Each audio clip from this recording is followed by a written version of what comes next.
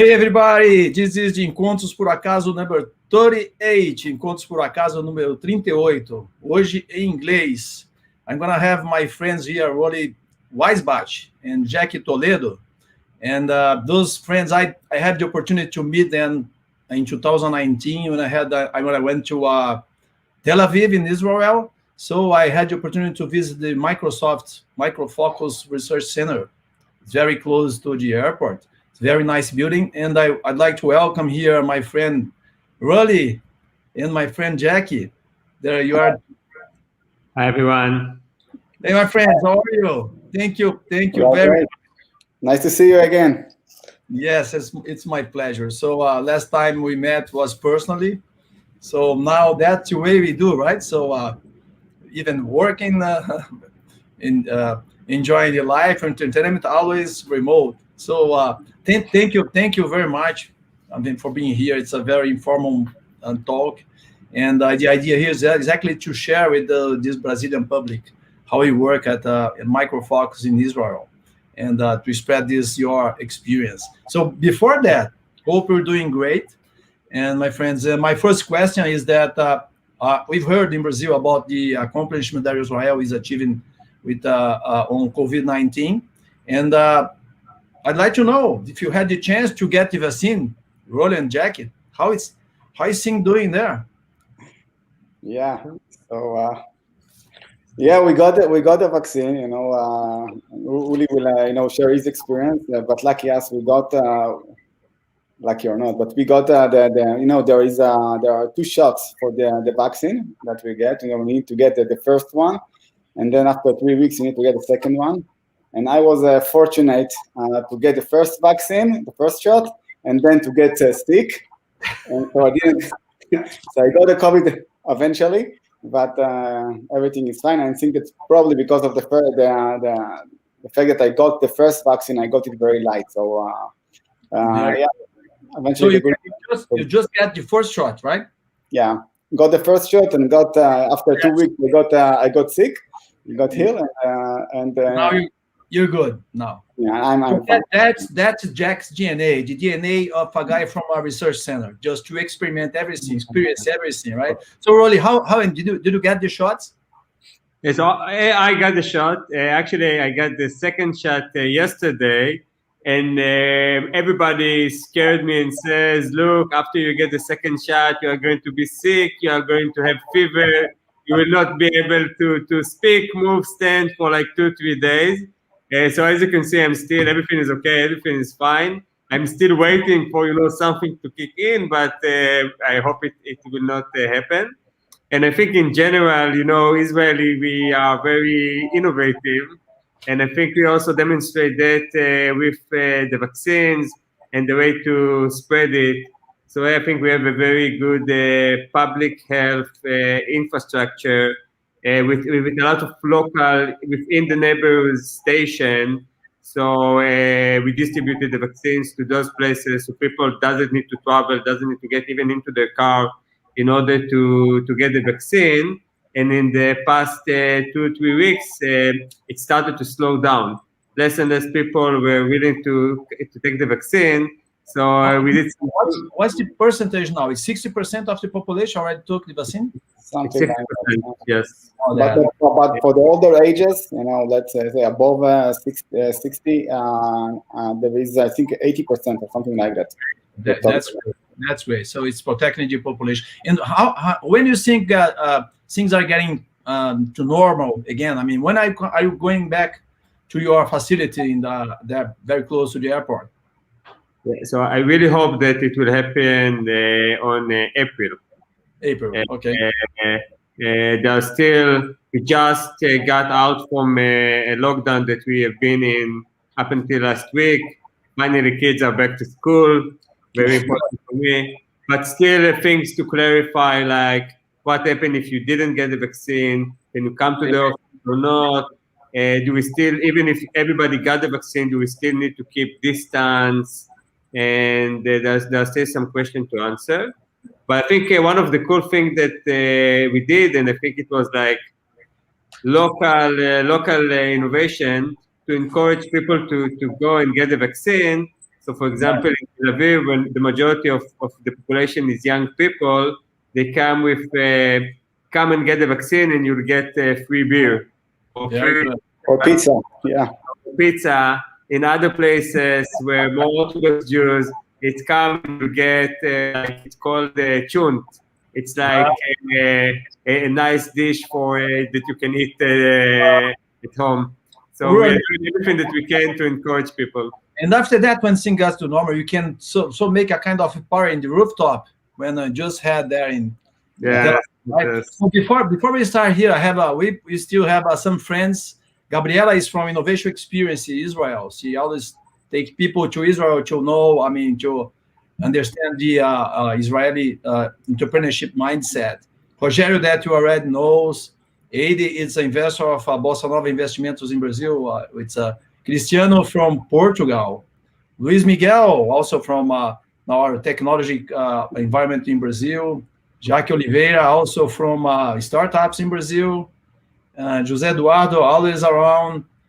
Tom Costa is with us every live we make, and Gabriela again. So the idea here is just, Ronnie, if you can start just talking a little bit, how does this research and development division that MicroFocus Israel work?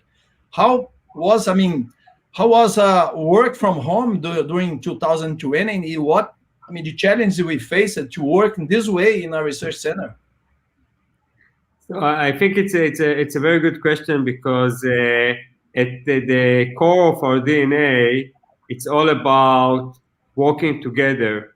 And me and Jecky, we know each other for 20 years. Most of the guys that work for us are with the company for so long, and it's not trivial and high tech when people switch job much more often. But it's really because the people that we are working with and we meet in the office, we are much more than co-worker. We are friends. We are family. This is the best thing for us, to come in and to see each other. When I see Jecky in the morning, we don't need to talk. I know exactly what's going on with him, if it's a product, with everything. The same goes with me. And it was like this. It was like in one day, all of us, where we got the ask to not to come to the office and to work from home. And I remember, like, in the beginning we did all hands and we tried to encourage everybody. But I remember, like, a month after, I sat in front of my laptop in another Zoom or a team meeting, and I really felt lost. It started to impact me. I started to feel depressed, because I felt like I don't really, I cannot really feel the people in front of me in the screen. I cannot really see what they are going through. It's impossible for me as a manager to really understand, are we doing well? Are people still connected? Are people actually doing their work from home? Uh-huh. And I talked with some of the team manager, and they said, that in the office, they just need to bypass someone cubicle, and they see based on the reaction on the face, do they understand the task at hand? Are they enthusiastic about what they need to do? And they lost it.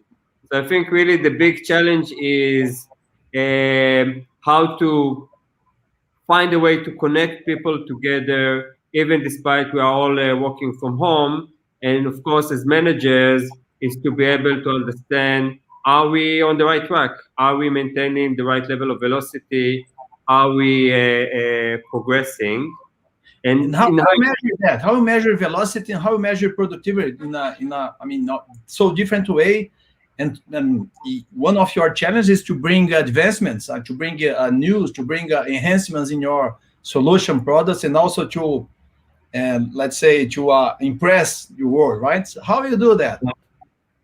So first, one of the things that we came up to the teams and we told them, we realized we have to say that. First, we told people, look, when working from home, we do not expect you to work, from 9 to 5. We do not expect everybody to work at the same time. We wanted to give people the ability to breathe and to benefit from working from home. So we said, everybody can work whatever time suits for them. If people prefer to work late at night, early in the morning, if they want to go jogging at noon when it's sunny, that's cool. But with that, we needed to kind of see a a better picture of how we're progressing, because we gave people a lot of freedom. And in the beginning, I thought, wow, it's very easy, right? We are developing organization, we are doing agile. Let's look at velocity story points. It's very easy to measure velocity, but when we drill into that, we realize that it's not easy at all. Not just for us. We talk with many other managers because it's not just making story point. It's a lot about quality. It's about how do you track the people, not just mark as done and complete something, but Right. actually complete something that work well. Another thing is we really encourage people, as you can see, to interact with customer, to support deals, to support customer sales, and to help the business in every possible way. And we don't want to say to people, just focus on developing. We do want to cherish. And how was it? How well did that work in So, 2000? So eventually we reached a decision that the best way to really measure velocity is not by a benchmark or based on expected capacity or expected things that we expect people to do, but to measure them comparing to themselves. Because something that we realized that a team usually act and behave the same across different months, quarter, and releases. So if there is a team that do a lot of customer activities, they usually tend to do it all the time. So we decided, instead of comparing to a benchmark, to just compare, to go to a team and say, look, in the previous quarter, 3 months, this is what you did, and now you did more or less, and this is comparing to yourself. So let's understand what happened with you guys. So really look at the team and compare them relative to themselves, something that enables each team to maintain the same activities and the same culture as they have before.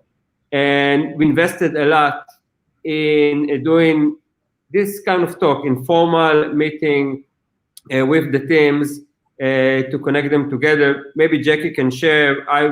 He invited me to an amazing event he did for his team. I think I understand also that we have research. You have more than 200 people in Israel, in Tel Aviv, but we have 5 other research centers spread out in the world, in the globe, in 5 continents. How is this? Because I know you have teams in Shanghai, you have teams in Costa Rica, right? In Ukraine. How does that work? We have teams all over the world, and I think this is part of the what help us also to cross this situation with working from home, because we used to work in remote with those sites.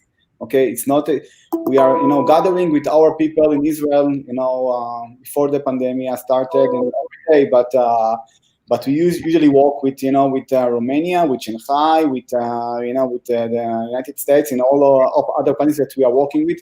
We are used to work with them remotely, and in that matter, it's even simpler, because now you have we have more flexibility in your working day. Okay, you can work more hours, or started later, so it's more flexible for you to arrange your schedule during the day while working with all these sites.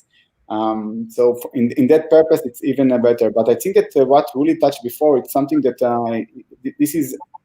I think this is the biggest challenge that I found during this time, which is how you are keeping the team spirit, how you can engage with your people. The fact that you cannot see them, in the corridors, in the coffee places. This is probably the most challenging thing that you need to face, because you have, like we said, you have ways to measure how they are progressing in their day-to-day job. Okay, but what you cannot do, what you cannot feel, is you cannot really feel them, because you're not sitting with them, so you don't have all the informal discussions with them. This is something that we are missing during the pandemia. This is something that really affected, and this is why we are trying, to still keep the team spirit and to do some kind of events for the team. As Ruli mentioned, I've invited him to one of the events that I did to my group, and so we are trying to make it a bit of fun also, despite the fact that we are remote and we are working from home. But that was the way you used to work, for instance, with Shanghai, right? Always remote. So we collaborate remotely. I know you have Shanghai, you have Kiev, we have Costa Rica, and the US. I don't know these other We five. have a big site in Romania, in Cluj, also in California, in Santa Clara. So I think one good thing, and by the way, this is something that we are going to establish and continue, even when we'll be able to work from the office, we are still going to have a few days that we'll work from home, because global meetings have become much, much better when everybody working from home. Before that, you had like, I don't know, 4 people at the site in Israel, and 1 in Costa Rica, and 1 in Kiev, and 1 in Shanghai, and the guys that are outside of the group, they didn't feel like as part of the conversation. But when we are all connected via Teams, then everybody are at the same, same level. So global meeting have become much more productive, and I think this is a good thing that we learn. And we also learned and we figure out ways to collaborate and to innovate together, even without, being in the same room and having a whiteboard. More about visibility. So not just talking, but actually writing summaries, drawing the architecture, put it in a shared space, letting everybody write their feedback. So we learn how to collaborate much more in a way asynchronous mode, and from time to time have a meeting, go over everybody's feedback, and decide what are the next step. Still, I see also with the people in Shanghai and in the other sites that they are missing, us visiting them. Nothing can replace that, right? But I think luckily for us, we have we started this pandemic with very strong relationship, so it's easier for us. Still, I believe that once it will be possible, we would like to go back to visit the sites and to have more interaction. And I hope you will also invite us to Brazil to have a live session there, right? Yeah, I'm gonna make sure that Marco, Rodrigo, and Denise welcome you here for sure. I already told Roger that I want to come to. Let's do that. You got the vaccine. You can come. Yeah, now I can come. I just need to make sure that we have flights to Brazil, but please come. So just curious, how does, I want to know a little bit, Jack and Ruli, how does the Israeli entrepreneurship mindset positively impacts in the routine of our research center at Microsoft? But before that, I'm going to take the liberty to show our friends some of our video we did together in Israel, 2 years ago. Let's see that, so you come back. Okay.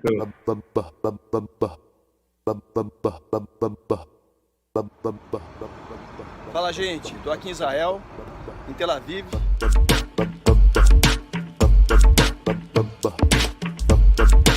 E eu tô aqui com a missão de latino-americanos e a gente veio aqui aprender um pouquinho do empreendedorismo israelense.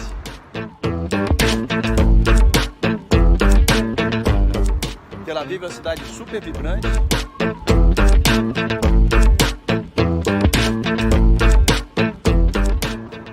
E uma coisa muito interessante que a gente viu por aqui é que a experiência militar é super valorizada.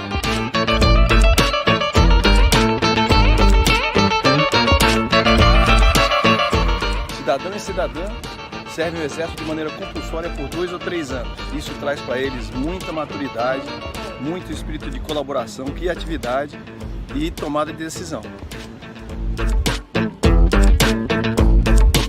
So Israelis go to the army from the age of 18 to the age of 20 for the girls and 21 for the boys. Everyone goes to the army, it's compulsory, and there they gain the best experience they could get in their life. Sometimes it's very Citizens in Israel need to pass through at least 3 years in the army, which is very defining time for us as human beings. Okay? But they get to manage very large teams of people, they get to take a lot of responsibilities, a lot of risks, and they learn a lot. So there is a lot of similarities, eventually, between what the time that we had in the army to what we are actually having today as leaders in the IT industry.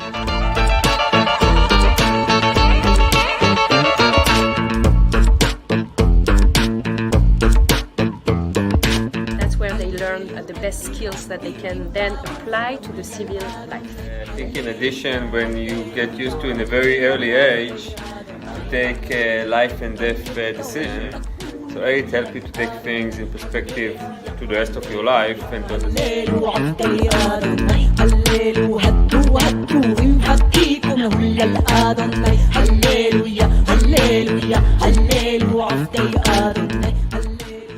Já já eu volto aí com mais sobre Israel. Tchau. Alleluia, alleluia, alleluia, Adonai.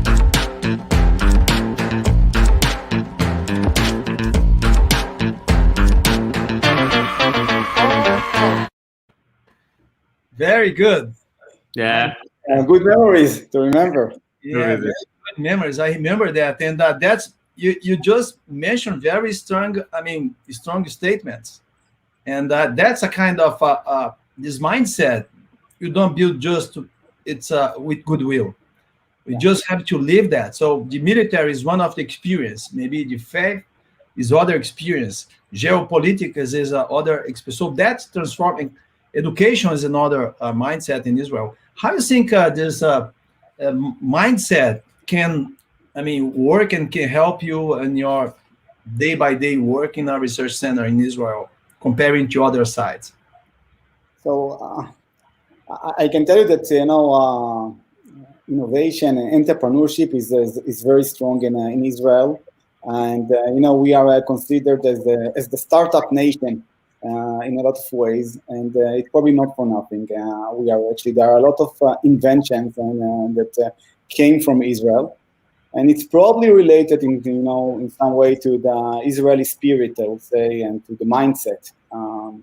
That, by the way, if we are just connecting it, the mindset to the pandemic, this is one of the things that are less affected, I believe, because of the pandemic, because we are living in a digital world, and still, you can still innovate, you can still foster innovation despite the fact that you are working from home and not just in the office. It's a bit more harder, but we are doing it, and we are actually inventing all the time. And to the matter of fact, we're actually even starting a brand new product that we started, 4 months ago, something like that, when we were deep in the lockdown.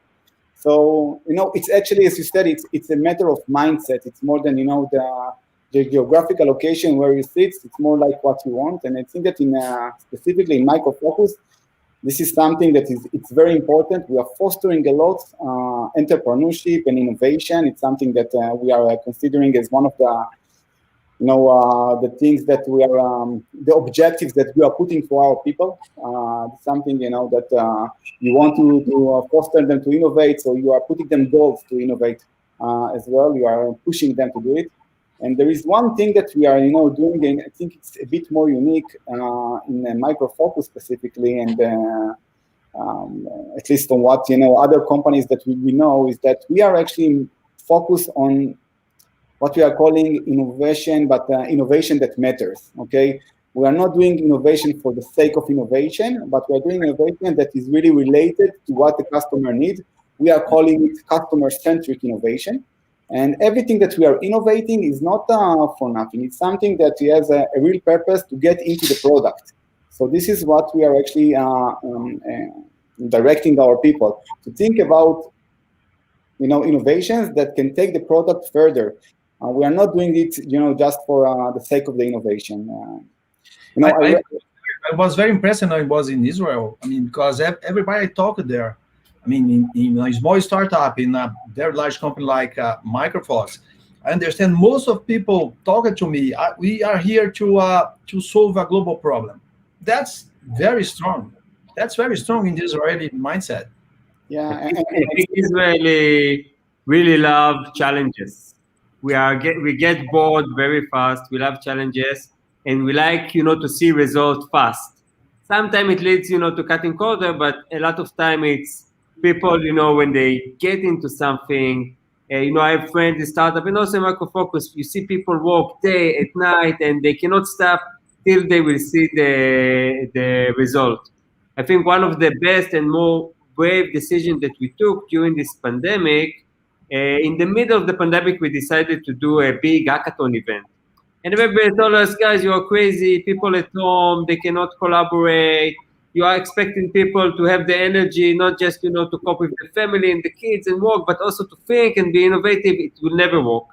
But we told people, look, this is the challenge. We want to show to everybody at MicroFocus, to everybody in this industry, that we can innovate even under this condition.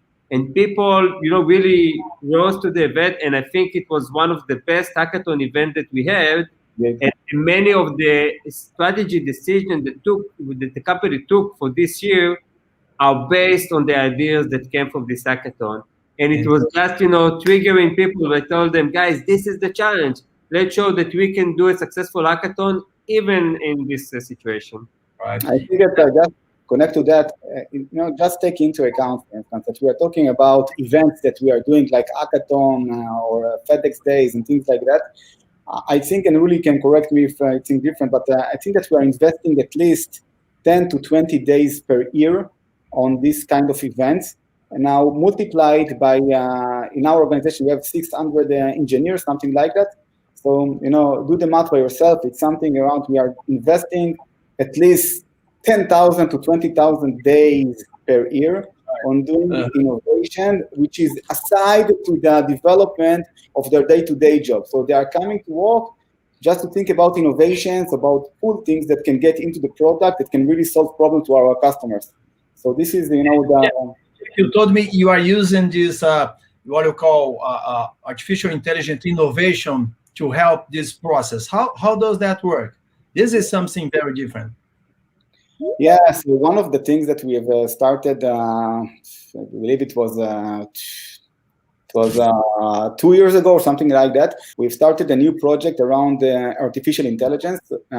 Actually, we tried to we plugged it into our flagship functional testing product, UFT, and actually we innovated in a way that our customers can really do much better testing with our tools, with the tools that we are providing using artificial intelligence, while we incorporated two main aspects. One is the computer vision that allows the software to see like a human being, sees the screen, the software sees the screen. And the second thing is actually natural language processing that we allow to instruct our software, our tools, by plain simple English. So we incorporated artificial intelligence, actually deep learning, into our solution. And we brought, it was great results that we got, and we are getting great feedback from our customers that we are actually breaking we're doing really a breakthrough with this innovation. But it's even more than just the innovation that we brought to our customers. It requires from us to innovate also our development process. Also, our development process has changed because of this innovation. There is a big difference between developing traditional software to AI-based system. So we also need to adjust ourselves, our profile of engineers, to meet this innovation. So innovation is not just the outcome eventually, it's also, how you are innovating in your development life cycle time. Very good. And what advancements can we expect from MicroFocus for 2021? Something that just was born during 2020 in your labs in the middle of this pandemia. So Ruli, you wanted to share? Yeah. Well, what can you expect from MicroFocus in 2021? What's big news for us? And when this our friends in Brazil can use that? So I think that AI, artificial intelligence, machine learning is a major part of everything that we are doing across all of our product. In the lifecycle management space, both with ALM Quality Center as well with ALM Octane, we are working on very cool capabilities that leveraging machine learning. And the idea is, our vision is that you as a manager need to manage the quality of the project or the progress of the project, the idea is that you will be able to kind of walk, fill feature, run tests, add defects, and the vision is that instead that you will now need to go and figure out, okay, which defect do I need to focus, what features are not progressing as expected, where do I have quality issue. Instead of you need to do all this work and try to understand the data, our system will be able to point it out and to say, look, in this module, you have quality issue because there are some repeating defects that can impact the user experience. This project, this feature, you will not make it on time because we can see, we can project the progress. Those tests are the tests that are the best tests that you have because they usually really tend to find real issues. And here you have a bunch of tests that you can forward. They are useless. They keep failing, or even when they find a problem, it's not a serious one. And also in the performance area, when we have great product like Load Runner Pro, Load Runner Enterprise, Load Runner Cloud, we are really working on not just to give you the performance outcome, but also try to analyze what are the root causes. What can you do better in the product in order to get better performance? So really injecting machine learning all over. And actually, I think the biggest project that we have is around providing functional testing capabilities for non-technical users. Maybe Jecky, you want to share a little bit more about that? Yeah, I think that we will continue to evolve what we have started with the artificial intelligence, and we will let wider audience enjoy from the tools that we are bringing, and this is something that we are going to do again by incorporating AI and deep learning with the artificial neural network that we put into our products. And it's not that just we are going to allow them to test smarter. Okay, we are also going to make their life and their testing suites more efficient for them. So this is one of the cool projects that we have started 4 months ago, and it's actually about allow them to test in a new paradigm and to be more efficient in their test. And this is something that they do because test eventually we have a short time window to test, and because of the frequency that we have to deliver all the time, especially once you are dealing with software as a service that you need to push to production, all the time in short cadence, you have less and less time to test. So we must be much more efficient with our tools that will instruct them exactly what it needs to be tested and how to test it, and to give them the right tools that they will be resilient enough to meet their challenges. So this is what you're going to get from us. Very good. So we just ran out of time here. I have a final question for you. So we have those 6 centers spread out in the world. What do you think are the strengths of each one of those? I mean, the strengths from center in Israel, the strength from the center in Shanghai, the strength from Romania. What is the strengths that compose this strong team that is the MicroFocus Research Center in the globe? Wow, challenging question. Yeah, because we love everybody, but maybe I will start with Shanghai. The thing that really amazed me about the site in Shanghai is that nothing can stop those guys. They manage to accomplish everything on time, and whatever it takes, they will do it. And especially I think it's important to our customer because we had some cases with escalation that require like serious research, and then sometimes work throughout the weekend and figure out a solution as fast as possible for a customer. And the guys in Shanghai are doing it so many times, and I never heard a complaint. Look, really, I don't care. I just work here. Everything that you ask that they need to do, they do it in the best possible way and on time. Actually, I think it's result-oriented. This is, the perfect, definition for them. They know to bring results. You don't know how they are doing it, but you are giving them the task, and you can rest assured that they will bring it. I think the guys in Ukraine, they are maybe the best, developing professional that we have. The guys there, they are mastering almost every programming language.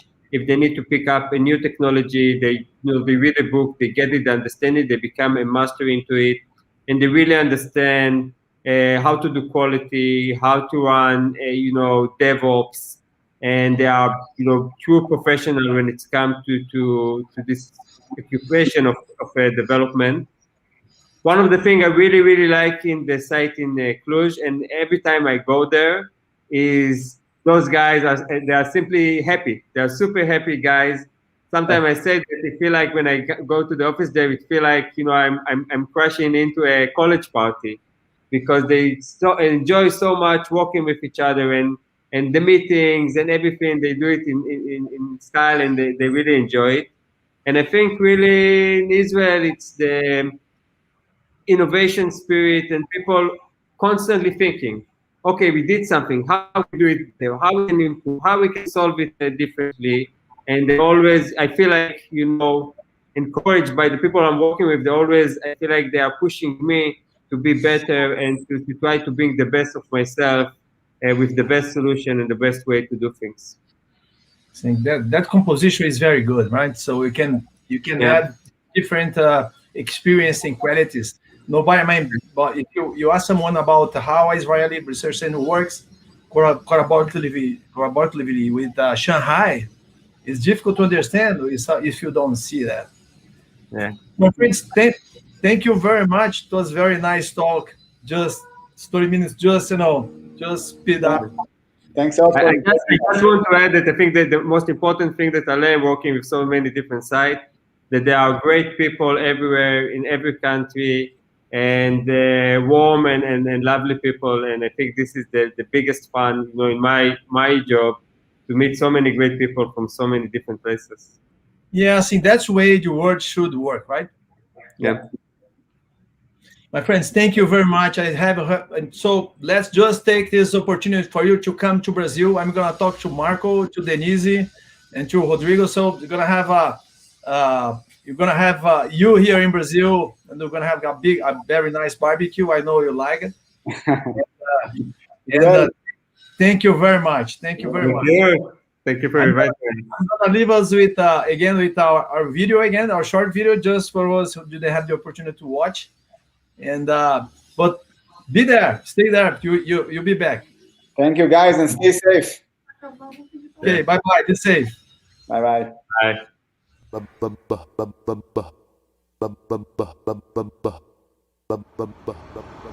Fala, gente. Tô aqui em Israel, em Tel Aviv.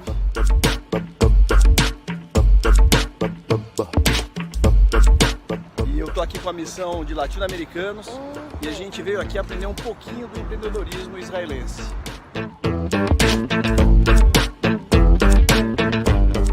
Tel Aviv é uma cidade super vibrante.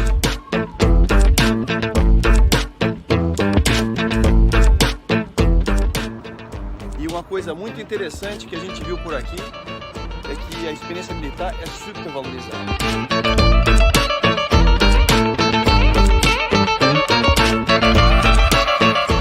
Cidadão e cidadã servem o exército de maneira compulsória por 2 ou 3 anos. Isso traz para eles muita maturidade, muito espírito de colaboração, criatividade e tomada de decisão. So Israelis go to the army from the age of 18 to the age of 20 for the girls and 21 for the boys. Everyone goes to the army, it's compulsory, and there they gain the best experience they could get in their life. Sometimes it's very free. Citizens in Israel need to pass through at least 3 years in the army, which is very defining time for us as human beings. Okay?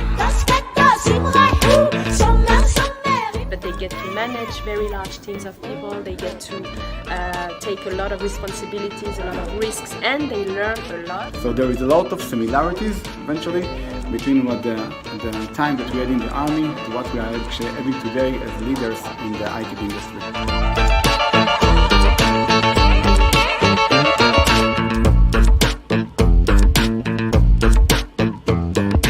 That's where they learn the best skills skills that they can then apply to the civil life.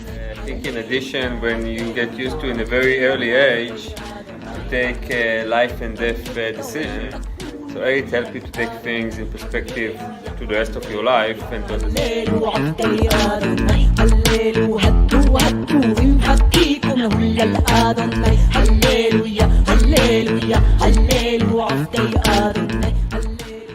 Já já eu volto aí com mais sobre Israel. Tchau. Hallelujah, hallelujah, hallelujah,